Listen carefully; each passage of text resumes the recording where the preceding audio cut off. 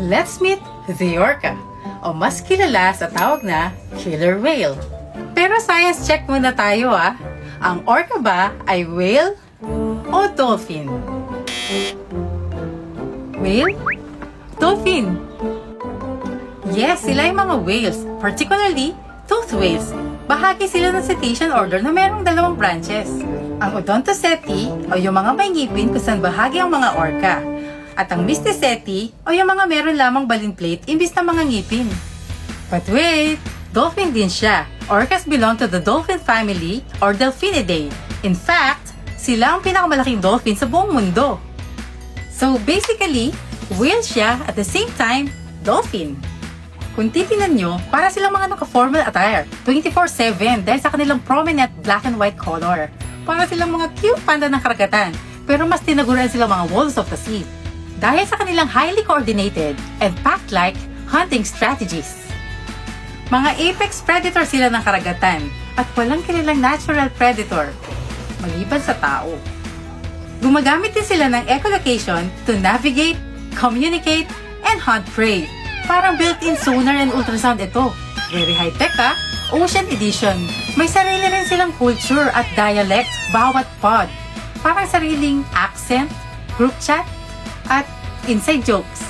They live in family groups na tinatawag nating mga pods na pinumunuan ng mga matriarchs.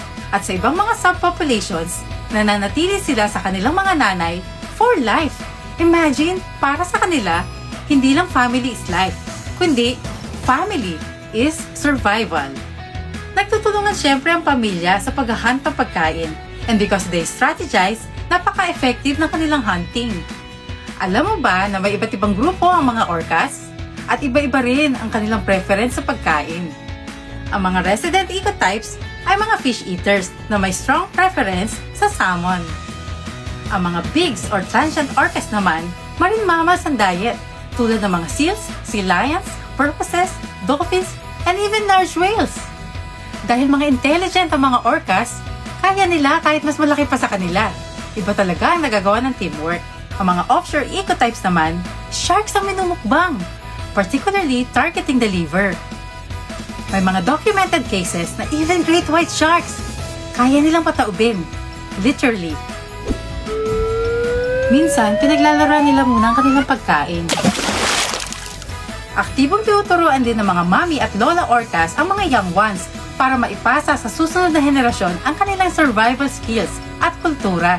Usually, sa mga malalamig na lugar sila matatagpuan. Pero dahil mga migratory species sila, malalayo ang kanilang nararating. Alam ba ninyo na nakakarating sila sa atin? Kuha ang video na to sa Verde Passage. Dahil mga apex predator sila, napakahalaga ng kanilang papel sa ating marine ecosystem. Pinapanatili nila ang balanse. Kung wala yung mga orcas, dadami naman yung mga intermediate o yung mga mesopredators na kumakain ng mas maliliit na mga isda. At kapag naupo sa mga maliliit na isda na kumakain ng mga lumot sa mga corals, eventually, pati corals natin mawawala. Isa pang malaking ambag sa atin ng mga orcas ay ang whale pump. Kapag sumisisid sila sa dagat at umaakyat para huminga, para silang mga elevator na naghahatid ng mga nutrients sa iba't ibang layer ng karagatan. At kapag nagpoop sila, nagsisilbi itong fertilizer para sa mga phytoplanktons dahil mayaman ito sa iron at nitrogen. At ang phytoplanktons, pagkain ng mga maliliit na isda, lumilika ng oxygen at taga-absorb ng carbon dioxide.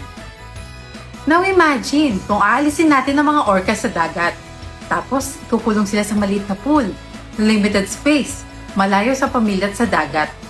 Sa proseso pa lang ng sapilitang paghuli, napaka-violent na at napaka-stressful nito sa mga orcas. Sa loob ng captivity, syempre hindi sila makapag-hunt ng natural nilang pagkain. Sa wild, live prey ang kinakain nila, pero sa captivity, dead fish. At para i-train sila for dolphin shows, deliberate na ginugutom sila para mapilitan silang mag-perform kapalit ng kakarampot na pagkain.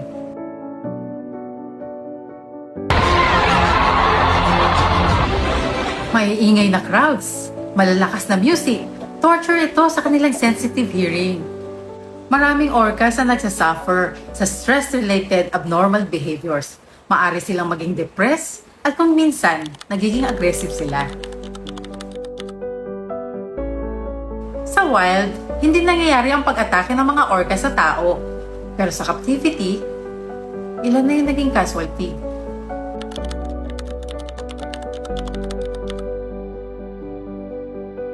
Palatandaan din ang collapsed dorsal fin ng poor health sa loob ng captivity. At kung minsan, meron rin silang mga sugat at mga injuries na natatamo mula sa pakikipag-away sa ibang mga orcas. Di ba kanina tinalakay natin yung iba't ibang grupo ng mga orcas? Maaring nag-aaway sila sa loob ng captivity dahil iba't ibang grupo yung pinanggalingan nila.